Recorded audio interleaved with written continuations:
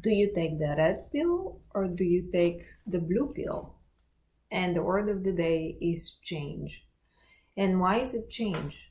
Well, what is not changing these days? It seems like everything is in a flux. And I talked about chaos a little bit yesterday. But as chaotic and how chaotic systems exhibit periodic patterns and behaviors, but change, although sometimes change is related with chaos, it doesn't necessarily have to be. When you think of life and evolution, everything changes all the time, and everything is in a constant flux. Nothing stays the same. If it stayed the same, like imagine yourself sitting on a chair and just doing nothing, staying the same, and looking at the same thing all the time. Um, Although there may be some processes going through you, but this is not a real change if you have the opportunity uh, to make it. So, as I mentioned yesterday with the biofield, every experience we go through, everything gets recorded. So change does relate to the old has already been wrapped in this recording system, and to move forward we need to give space to the new. And again, one example with computers. Let's say you have an old computer with an old hard drive. You've used it a lot, and this thing had gotten fragmented. What do? You have to run a defragmentation program to get the sectors rearranged in a better pattern. So you create new pathways, you release space for new experiences, new data, new information to come in, and have space for new recordings. The other thing I was thinking of, going through change in many instances for humans is not easy. Humans like their comfort, they like what they know, and change is unpredictable, change is unknown, change is challenging, and in many instances we would need to give up people and places and things which we know so well and emerge in something completely new. But this is a learning process. So the old we've already learned. And how are we going to evolve if we don't immerse ourselves into the new experiences? So,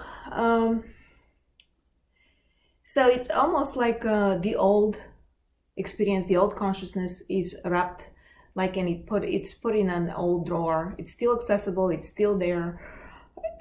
If you need to access, you go and access it. I think that the main issue, including myself, with change in many instances is our emotions. It's almost like our emotions, we get magnetized to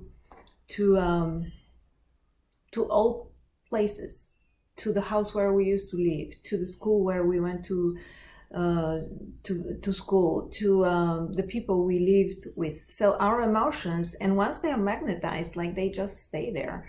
It's like they are in that program. And if we visit this old place or see these old people, that emotional flow comes to the forefront all over again.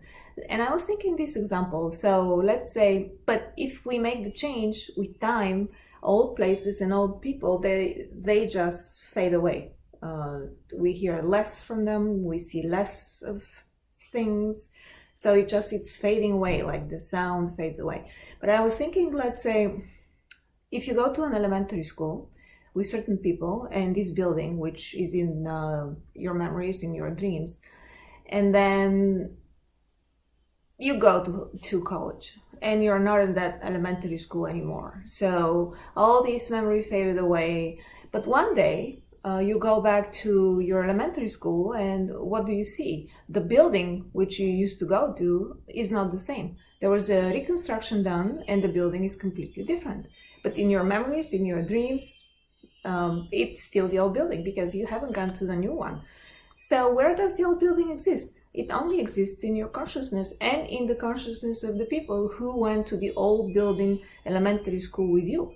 it has been replaced with the new, and the new people who are there now, they don't even remember the old building. They don't remember you. So it's all different.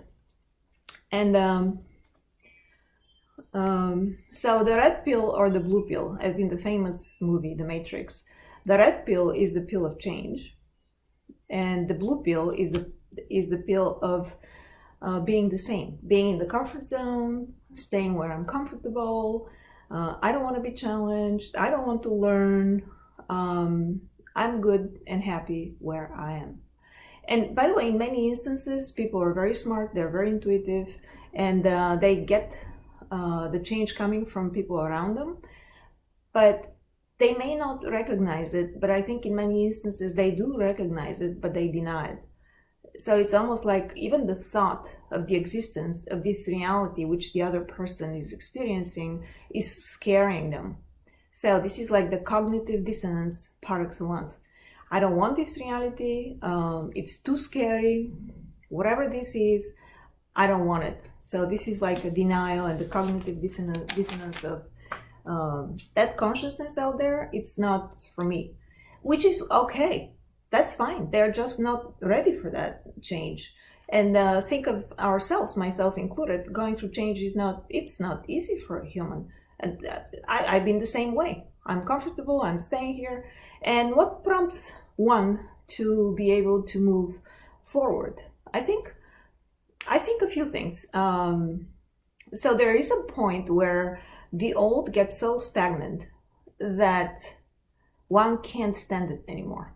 Like, I can't stand this anymore. I need to do something different. I need to change this. And one starts moving and looking around and searching and researching and provoking change in their life through many different ways. Sometimes it may be slow, sometimes maybe faster, depending on how ready the person is. And the other one is someone wants the new experience so bad, they just jump into it. I don't have time to wait. I am jumping into my new experience. Could be that way. So in both cases, the comfort goes away. The comfort zone, scratch comfort zone, new things are happening. And then, but to be able to do so, I think one needs to have bravery, so to say, curiosity, open-minded, also to be able to welcome learning all the time, being a student and maybe a teacher one day, intuitive qualities are very important, sensitivity as well.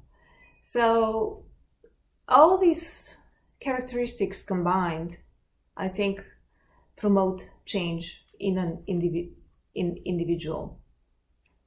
So it doesn't mean you're grabbing and dragging the people around you with you and you don't like it, or you're telling them, I don't like it, you're not changing with me. Everybody has their own path. So let them be.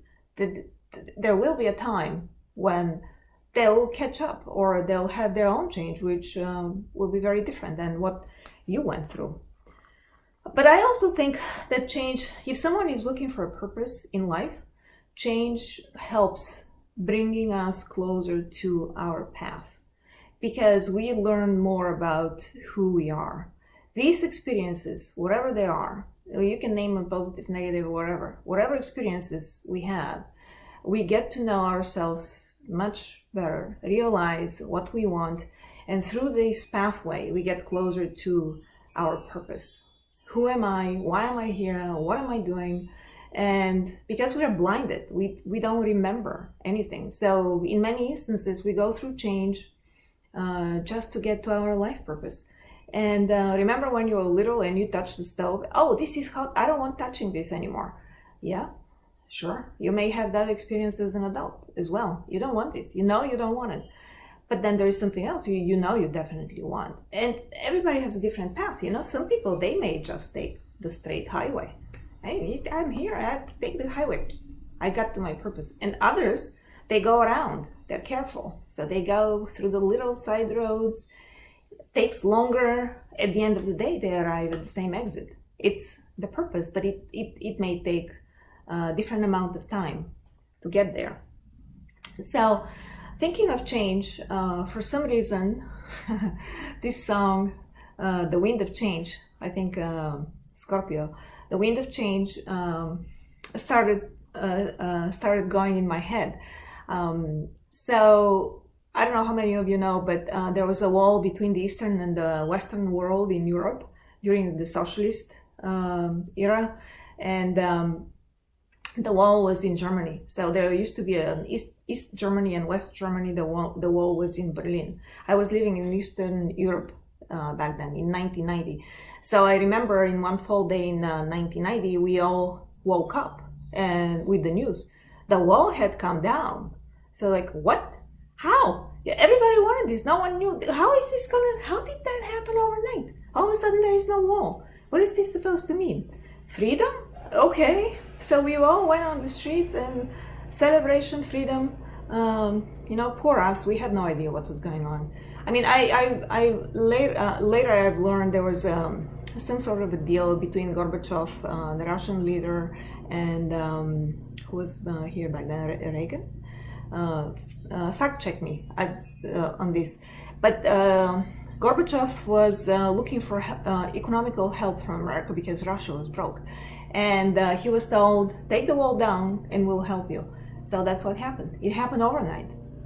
Who knew? And many of our socialist leaders in Europe actually they were victims of this because they were just sacrificed in the name of the Russian economy back then. So that's a conversation for a different day.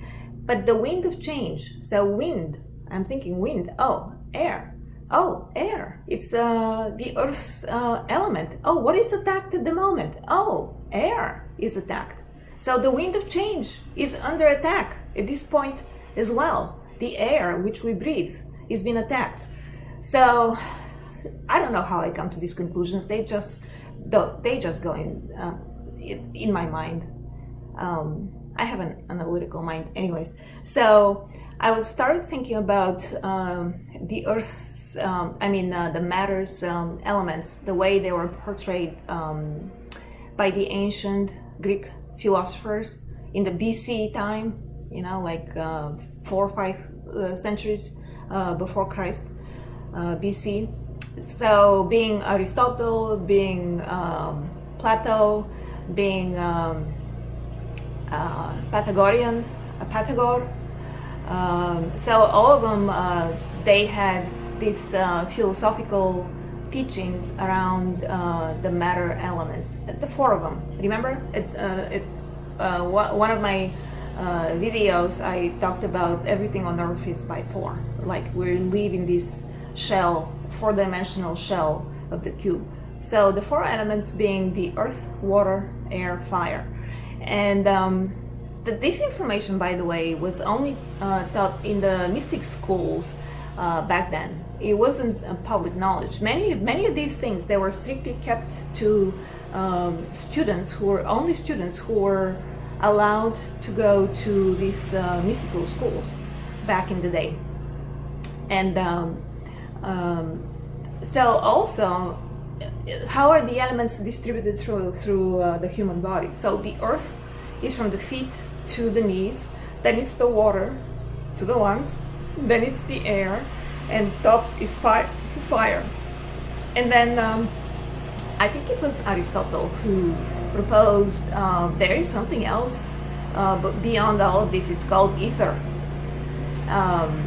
And he said that because he was looking at the stars and he couldn't even imagine that the stars which are in the skies, they are made from the same elements as what's made here on this planet.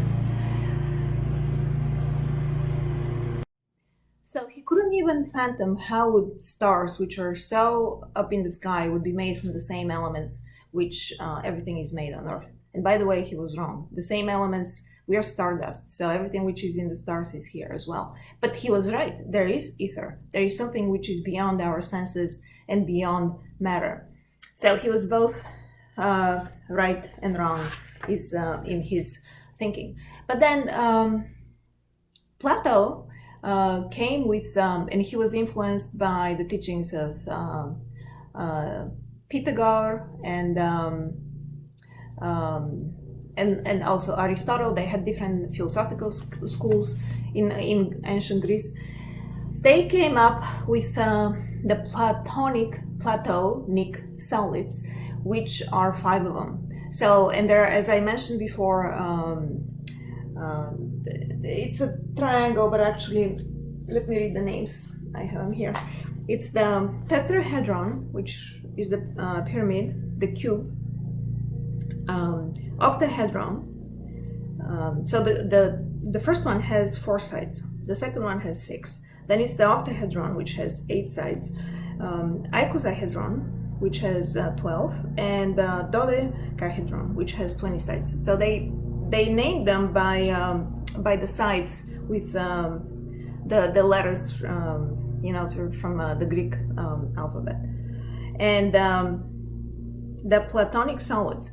So, and there was a thought that the consciousness is free to wander, the holographic soup created out of the Platonic solids. So I have a little, my beautiful drawings here at the bottom with the Platonic solids. You can fact check, this is everywhere on the internet. Oh, by the way, on top of this is the Fibonacci's transform, which I haven't talked about yet. I'll do it some other time. The golden ratio, the Fibonacci. So why am I talking about this now? Well, because that wind of change and the Platonic solids, they related each one of them to the different elements. So the tetrahedron, the triangle, that's fire. The cube is earth. The octahedron, the one with the 8 sides, that's air. The icosahedron, which is 12 sides, that's the water. And the dodecahedron, which is the ether, they used to call it aether, with 20 sides. So they assigned the Platonic solids to each of those elements. So imagine how much fun these people are having in their philosophies. So they were looking at different geometrical figures.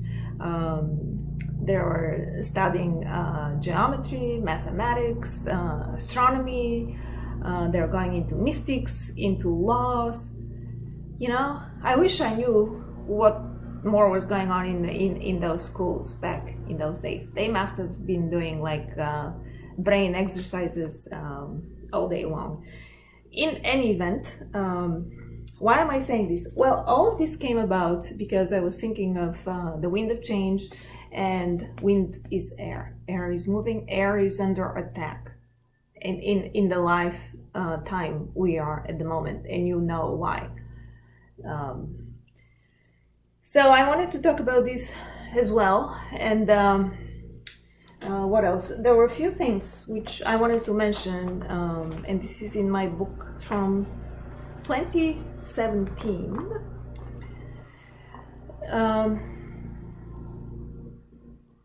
So even Einstein, he said about aether, he was asked about it, and he said, space is endowed with physical qualities.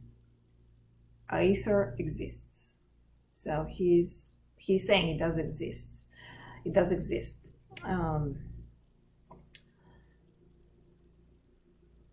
The elements, they fill all space. And there is also massless medium for propagation of electromagnetic waves. Invisible energy field exists throughout the universe.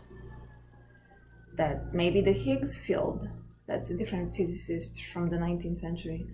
It has a quantum potential, it has a 0 point, and so on and so forth. Oh, and my favorite, everything is a process that is happening. It's not a thing that is. Yeah, talk about change, right? Everything is a process that is happening. It's not a thing that is. And it's also matter and energy are in a constant transformation with each other. And remember the triangles going up and down, evolution, devolution. I talked about this a few times. Frequencies shift along continuum of spectrum with no real divisions. Different states, and here I'm thinking the state of water has so many different states, 4, and somebody even proposed a 5th. I'll talk about this some other time, where water is not H2O, but it's H3O2, and how it gets polarized. That's a conversation for a different time. But the water states of being ice, vapor, fluid. So thresholds of states, but ultimately a single spectrum of electromagnetic frequencies that vary from high and fast to low and slow. By the way, some of these things, I don't know if I found them through research. Some of them, they just come to me. So I don't know which ones are through research. If it says a name of a physician or a physicist next to it, that's probably a research, but it doesn't. It's probably just, it came to me from somewhere. All cells in the body have instantaneous awareness of itself everywhere at once. And same for the universe. That's a very good one. And I have one here which says gravity doesn't exist as such. These are neutrons pushing a ether from down to earth. That's a good one as well. A ether, holographically, the whole presents itself in every part. That's a very good one as well. It's an instantaneous communication, time and distance. It's a medium wave of consciousness, and it's a carrier wave. All right, I'll come to this a little later. I just wanted to mention Dr. Max Planck. He was also a physicist in the 19th century. Actually, he was the first person who proposed the idea of quantum physics. He came with something which is called energy quanta. And on my website, which is xyndu.com, I have a site, one of his sites. All the physical matter are composed of vibration. There is no matter as such. All matter originates and exists only by the virtue of force, which brings the particle of an atom to vibration and holds this minute solar system of the atom together. We must assume behind this force the existence of a conscious and intelligent mind. This mind is the matrix of all matter.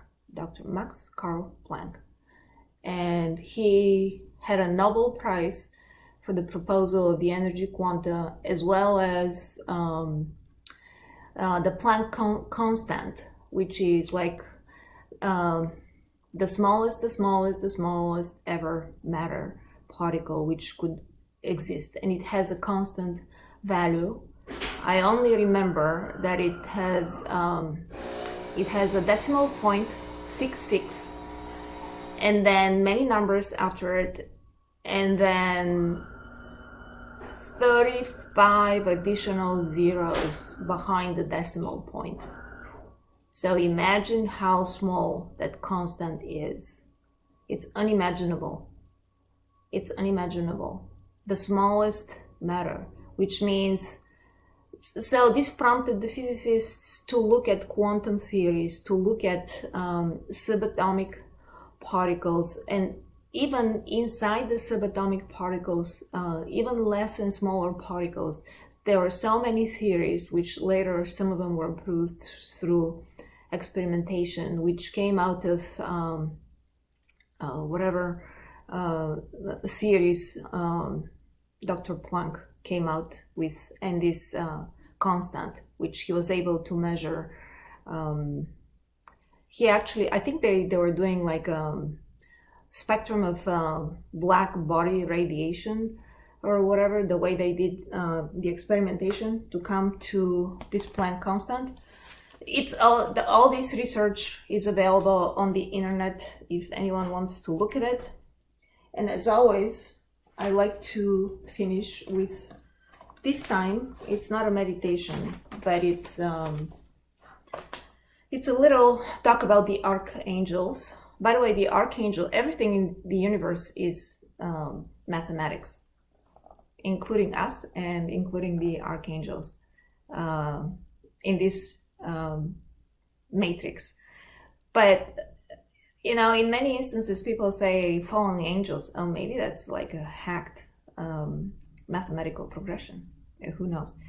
So I just wanted to talk about the archangels, because the 4 elements and the 4 directions of the earth, north, south, east, west, there is an archangel assigned to each direction. So to the east is Archangel Michael, to the west is Archangel Gabriel, to the north is Archangel Uriel, and to the south is Archangel Raphael. And they all represent, they protect humans, and they all represent different qualities. And the mostly known Archangel Michael, he is the Archangel of protection. And many people see him as a humongous structure with a beautiful sword. And don't make any mistake, many of the archangels and angels, they are armed. They are ready to fight. They have the warrior spirit in them. They are not like woosy-goosey. They do armory, and they're beautiful, and they are ready to fight. I think there are 12 archangels. The numbering of archangels is a different conversation at all. So Michael is protection. On the west is Gabriel, and he is supporting parents and their children, as well as he does many different things, creativity, writing, messenger. But I think, you know, protection between Michael and protection of children between Gabriel, this is what we mostly need at this time. And then we have Uriel, which is the archangel of information, philosophy, ideas, wisdom, and he's on the north, or she. They may be she or he, doesn't matter. And Raphael on the south is primarily for healing, and also protection, travel protection, elimination of stress and fear. So they all have their more specific functions assigned to them. So what I want to finish with is a prayer to each one of them. And we're going to begin with Archangel Michael. Dear Archangel Michael, please surround me, my loved ones, and my home with your royal purple light to dissipate and ward off any lower energies. Please guide me clearly so that I may only interact with people who are living in truth and integrity. Let's go to Archangel Gabriel. Dear Archangel Gabriel, thank you for helping me parenting my beloved children. Please watch over me and my little ones, ensuring our health and happiness. All right, let's go to Archangel Uriel. Dear Archangel Uriel, please help me focus my mind and receive all of the knowledge and wisdom and understanding that I need. And conclude with Archangel Raphael. Dear Archangel Raphael, please attend to my loved ones and help us be healthy, happy, and strong. Please guide me to know how I can help others as well. All right. I think enough was said. Talk to you soon. Bye.